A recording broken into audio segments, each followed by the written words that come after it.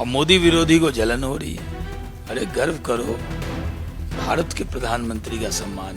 ये राहुल गांधी के चेले दूसरे को गद्दार कह देंगे। प्रधानमंत्री नरेंद्र मोदी ऑस्ट्रेलिया दौरे पर गए, वहां उनका ग्रैंड वेलकम हुआ, कई समझौते भी हुए, लेकिन विपक्ष उस पर पलटवार कर रहा है। बात करने के लिए हमारे साथ बीजेपी के वरिष्ठ नेता शहनवाज हुसैन जी है। प्रधानमंत्री के ऑस्ट्रेलिया दौरे को आप किस तरीके से देखते हैं? बेहतरीन दौरा हुआ। इंडोनेशिया के सफल दौरे के बाद प्रधानमंत्री जी ऑस्ट्रेलिया पहुंचे। मेलबर्न क्रिकेट ग्राउंड में हम लोग क्रिकेट का मैच देखते थे और वहां पर 30,000 लोग प्रधानमंत्री के स्वागत में कतार लगा के खड़े थे। प्रधानमंत्री ने लोगों का दिल जीता है। ऑस्ट्रेलिया में इतना बड़ा सम्मान आज तक जो विदेशी कोई नेता का इतना बड़ा सम्मान नहीं हुआ जितना नरेंद्र मोदी जी का हुआ है। और मोदी विरोधी को जलन हो रही है। अरे गर्व करो, भारत के प्रधानमंत्री का सम्मान है। 140 करोड़ लोगों का सम्मान है। 140 लोगों में कांग्रेसी भी आते हैं, विपक्षी भी आते हैं। लेकिन आप जिन्हें मोदी विरोधी कह रहे हैं, वो कह रहे हैं कि जो ऑस्ट्रेलिया से यूरेनियम का समझौता हुआ है वो तो हमारी सरकार के दौरान हुआ था, उसका श्रेय मोदी जी ना ली। अभी तो हुआ है।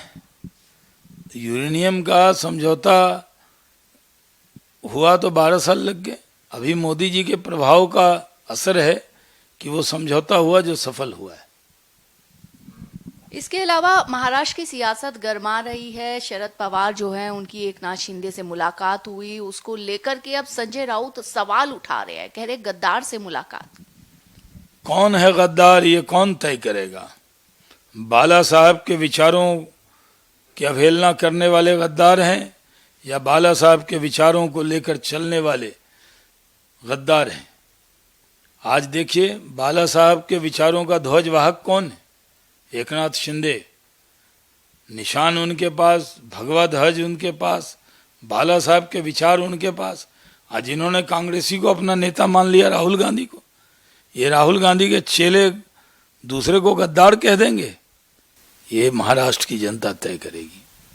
इसके अलावा सर, टीएमसी के पूर्व सांसद जो थे वो बीजेपी में एक दिन शामिल होते हैं, दूसरे दिन उन्हें पार्टी ने उम्मीदवार भी बना दिया राज्यसभा का। किस तरीके से देख रहे हैं? देखिए, आज मोदी जी के साथ, बीजेपी के साथ पूरा देश चलने को तैयार है और यही वजह है कि मोदी जी के साथ टीएमसी के वो 3 सांसद राज्यसभा छोड़ दी उन्होंने मोदी जी से जुड़ने के लिए, बीजेपी से जुड़ने के लिए। तो बीजेपी ने भी उनको सम्मान दिया है।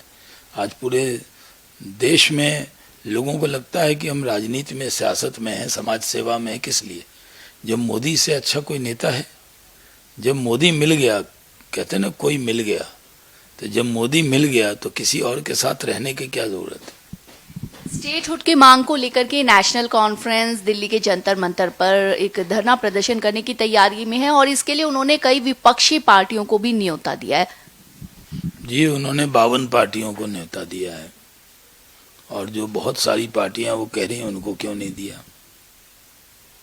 जम्मू कश्मीर में तरक्की हो रही है। जम्मू कश्मीर एक सेंसिटिव स्टेट है। केंद्र सरकार सब चीज़ों का देखकर निर्णय करती है। स्टेटहुड कब देना, कब किस समय देना, ये केंद्र सरकार तय करेगी। ये विपक्षी दल के धरने से थोड़ी तय होने वाला है। भारत एक्सप्रेस से बात करने के लिए शुक्रिया। भारत एक्सप्रेस के लिए कैमरामैन रवीश राय के साथ में कोमल शर्मा।